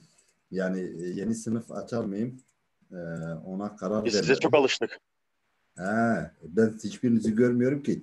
Dersim işleyince direkt slaytımı görüyorum. Kendi kendime konuşuyorum. Şimdi sokaktan birisi görsem inanın tanımıyorum. Haberiniz olsun. Oo. Yok ben size daha öncesinde söz vermiştim. Türkiye'ye geldiğinizde beraber Hasan Dağı'na gideceğiz sizinle. Oo Hasan Dağı, Aksaray. Eylem Hasan Dağı söylüyor ha. Eylem'le biz gitmiştik. Eylem duyuyor mu beni Eylem? Eylem çıktı mı? Eylem dur mikrofon kapalı sen. Nerede konuşuyor? Eylem mikrofonu. Eylem mühürlemiş mikrofonu. Biz gitmiştik Hasan Dağı'na gitmiştik. Yine gideriz ya. Vay yine gideriz tabii. Tabii. Canım hani gelebilsem Hasan Dağı'na gideriz tabii ki de ya. Hayırlısı. Oy oy. Bakalım hayırlısı. Gelirsiniz hayırlısı 1-2 yıl içerisinde. Nasıl 1-2 yıl içinde geliyorum ya? 6,5 yıl cezam var. Belki bu atmosfer dağılır hocam. Belki bir şeyler düzelir inşallah. Oo. Hiç göz önüne alamıyorum. Cezaevini göz önüne alamıyorum. Anla değil tabii. Ben soracağım. Çok vaktinizi almayayım da gelecek diyorum. Geniş zamanı hocam. Ya geniş zamanları şeyle alakalı. 11 tane zaman var. Geniş zaman şimdiki zamanın aynısıdır. Evet. Sadece zaman ekliyorsunuz. Yani Türkçedeki gibi. Ben çay içerim. Ben her yıl çay içerim. Her gün çay içerim. Her saat çay içerim. Türkçedeki gibi. Anladım. Anladın? İyi. Peki teşekkür ederim. Çok sağ olun. Ben teşekkür ederim. Arkadaşların başka soracağı bir şeysi yoksa Seda sen bir şey soracaktın. Açtın mı sesini? Açtım sanki.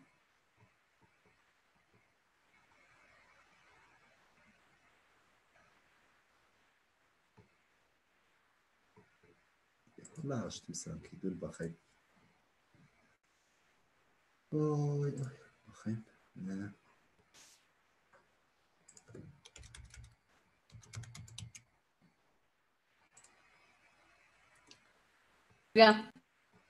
Hocam. Tamam Seda buyur. Ay 10 dakikadır ulaşmaya çalışıyorum. Şöyle. Hani bir tane arkadaş sordu ya bu Hevalbir'in diye bir şey vardı hani. Evet. Onu aslında biz şöyle çevirebilir miyiz hani mantık olarak? Hani kimin götürdüğü önemli değil dedik ya hani başına bir tane özne getirsek falan. Götürüldüler mi diye. Yok ben arkadaşlar ben şimdi netleştirdim. Biz dedik ki konu şimdi hatırladım. O arkasındaki ön eki dedik ki geçmiş zamanda geçen konu işlemiştik. Ben de bir arayla kafam gitti. Geçmiş zamanda nesnenin yükünü kim çekiyordu? Fiil çekiyordu değil mi? Fiil çekiyordu. Bu arkadaşları götürdüler. Biz demiştik ki hatırlarsanız dedik ki geçmiş zamanda nesnenin yükünü fiile ekliyoruz. Men kalem kri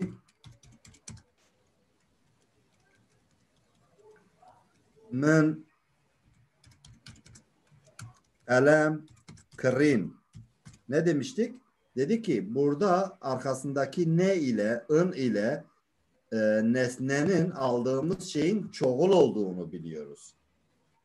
Orası da öyledir arkadaşlar. Bu ön o zaman bana şu cümleyi kurabilir misiniz? Arkadaşlar götürüldüler. Arkadaşlar götürüldüler. Tamam. Hevalbir'in bakın Hevalbir bir tanedir. One Hevalbir. Çünkü götüren kaç kişi olursa olsun bize fark etmiyor. Biz dedik ki geçmiş zamanda fiilimiz yalın yazılır. Tamam. Fiilimiz yalın yazılır. Fiil geçmiş zamanda neyin etkisinin altındadır dedik? Dedik ki nesnenin etkisinin altındadır. Nesnenin tekilliği ve çoğulluğuna göre çekilir. Tamam. Nesnenin tekilliği ve götürenler çoktur. Giden tek kişidir. Tamam. Bir. Halas. One Hevalbir'in götüren de çoktur. Giden de çoktur. Nereden anlıyoruz? Şuradan, ından anlıyoruz ki nesne birden fazladır. Ben onu sormadım. Şuradaki nesne. Ha? Ben onu sormadım. Neyi sordunuz? Şimdi hocam, ben Hevalbir'in cümlesini, sorusunu arkadaşlar götürüldüler mi diye oturtmaya çalıştım kafamda. Neden? Sizin söylediğiniz o kimin nasıl işte kimin kaç kişinin hangisinin götürdüğü önemli değil. Önemli olan oradaki işin hevale yüklenmesi yani değil mi? Ben mi oturtamıyorum kafamda anlamadım. Sen Türkçesini tam olarak bana söyler misin lütfen? Sen ne Ben sormak- şuradaki soru cümlesini şöyle söylüyorum. Arkadaşlar götürüldüler mi? Arkadaşlar götürüldüler mi? Heval Bır'ın bunu karşılamıyor mu soru olarak Hayır. sordu bize? Heval hatın birin. Heval hatın bin çafkirin. Yani o götürüldüler. Nereye götürüldüler? Onun cevabını da vermen gerekiyor. Heval birin. Arkadaşı götürdüler. Arkadaşları götürdüler. Tamam. Heval bir arkadaş götürdü. İki anlamı var. Arkadaşı götürdüler. İki şey var. Şu kelimenin, şu cümlenin iki tane anlamı var. Bir, diyorum ki arkadaşı götürdüler. Tamam. Heval bir arkadaş götürdü. Heval bir arkadaş telefonu götürdü. Diğer anlamı ise heval bir one heval bir. Onlar arkadaşı götürdüler. İki tane şey çıkıyor bundan. Diğer ise onlar arkadaşı götürdüler mi? One heval yani nereye götürdüler? Onu yazmam gerekiyor. One heval bin çafkirin. Onlar arkadaşı gözaltına aldılar mı? Arkadaşları gözaltına aldılar mı? Gibi. Yani o diğer şeyi söylemen gerekiyor. Diye hatırlıyorum.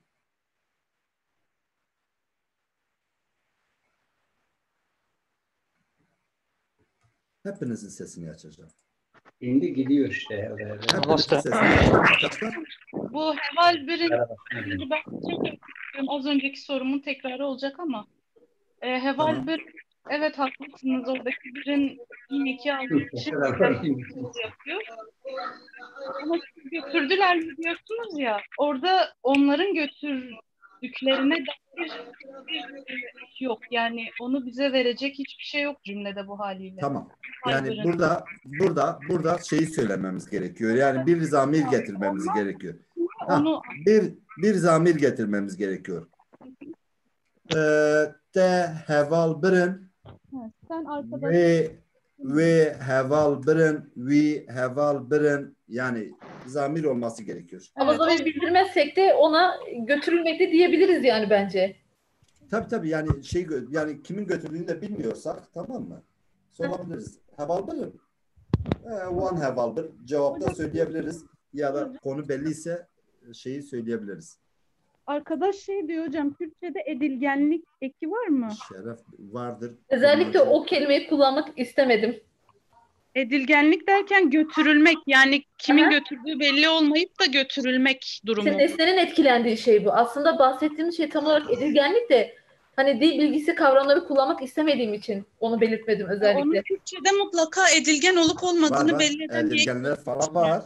Var. Ama şimdi gerek yok. Yani bu Heval Bir'in arkadaşı götürdüler. Arkadaşları götürdüler. Çünkü burada nesnenin çoğulunu geçmiş zaman olduğu için ön almış. Diğeri önemli değil. Diğerini bakarsınız. Bu kadarını bilseniz ona gerek yok. Başka? Arkadaşlar hepinizin sesini açtım sanıyorum. Ha?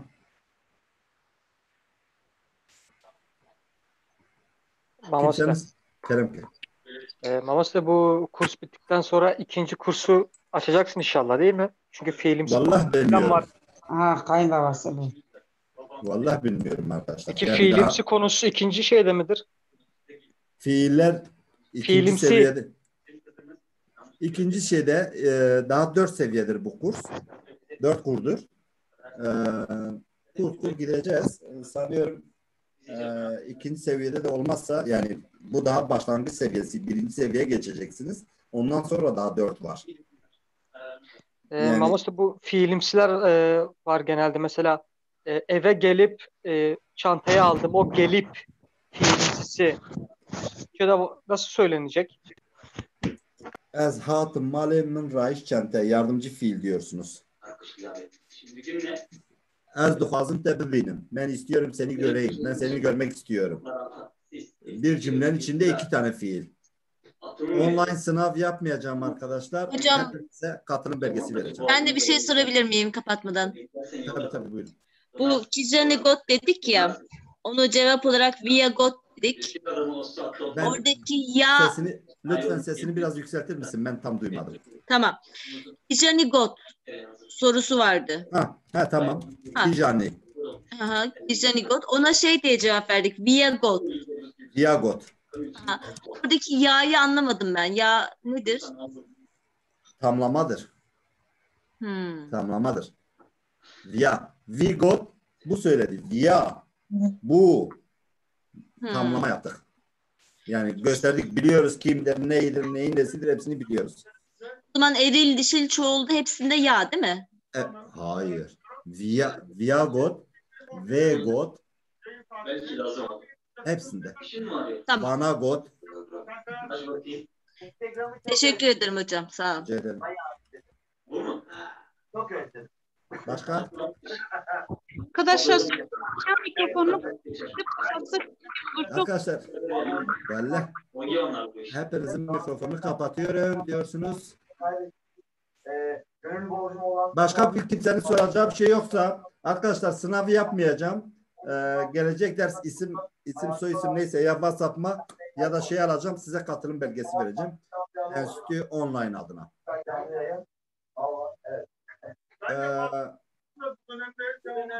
Nasıl bir sınıf bu? Ay. Adam Neyse ben kapattım hepsinin sesini. Arkadaşlar maç izliyorlar. Onu da anlamadım. İkisini beraber nasıl yapıyorlar onu bilmiyorum. Tamam. O zaman bu akşam bitiriyoruz. Perşembe günü ben gruba mesaj atacağım. Perşembe günü söyledim. Birinci dersi tekrar edeceğim. İlk 5 dersi sanıyorum. Tekrar edeceğim. Perşembe 14'üdür. Tamam. Perşembe günü yine aynı saatlerde ders yapacağız. Ben size WhatsApp'tan mesaj atacağım. Teşekkür ediyorum. Hepinize iyi akşamlar diliyorum. Evarbaş, Serçava. Evarbaş. Kapatayım. Şey var baş.